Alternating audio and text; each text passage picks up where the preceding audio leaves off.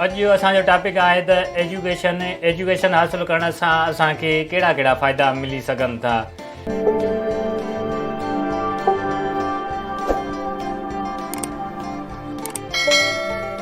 अगरि असां एजुकेटेड आहियूं त असां हिकु सुठो इंसानु बणिजी सघूं था ऐं एजुकेशन हासिलु करण सां असां पंहिंजी ज़िंदगी सुठे तरीक़े सां गुज़ारे सघूं था ऐं ज़िंदगी सुठे तरीक़े सां संवारे सघूं था।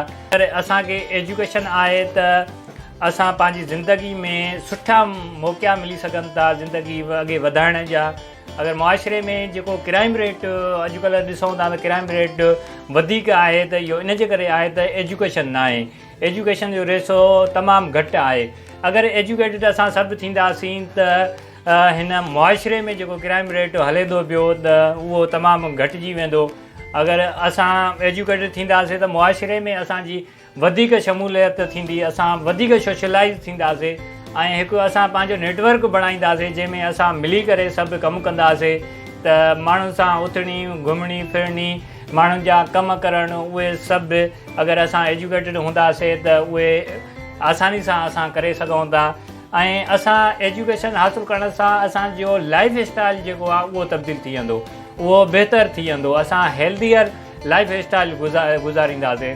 कंहिं रिसर्च मुताबिक़ अगरि तव्हां एजुकेटेड आहियो त तव्हांखे जेकी सुठा माना सिहतमंद तव्हां ज़िंदगी पंहिंजी गुज़ारे सघो था। त जेको एजुकेटेड हूंदा आहिनि त उहे एक्सरसाइज़ जेकी वधीक कंदा आहिनि ऐं उहो स्मोकिंग घटि कंदा आहिनि त उन्हनि खे जेके बीमारियूं आहिनि उहे घटि थींदियूं आहिनि। ऐं एजुकेशन हासिलु करण सां इकोनॉमिक ग्रोथ जेका आहे उहा वधंदी आहे। अगरि इकोनॉमिक ग्रोथ वधंदी त उन सां पैदावार वधंदी, पैदावार वधी त अनएम्प्लॉयमेंट जेकी रेशो आहे उहो घटिबो वेंदो, हर हिकु रोज़गार में लॻी वेंदो। ऐं असां एजुकेशन हासिलु करण सां जेको सोशल बेनिफिट असांखे आहे त कम्यूनिटी में ॿधी एतबार यकीन जेको आहे उहो वधंदो ऐं जेको चाइल्ड मैरिज नंढपण में जेकी शादी थींदी आहे त उहा घटि थींदी ऐं असांजी स्किल्स जेके आहिनि उहे डेवलप थींदियूं। त अगरि असां एजुकेटेड आहियूं त असांजी जेके स्किल्स आहिनि जंहिंमें असां कमु कयूं था उनखे डेली बेस ते कमु कंदे कंदे कंदे असांखे उहे स्किल्स वधंदियूं। अगरि असांजी स्किल्स वधी वियूं त असां इनकम सुठी हासिलु करे था सघूं जंहिंसां असां पंहिंजी ज़िंदगी सुठे तरीक़े सां गुज़ारे सघूं था।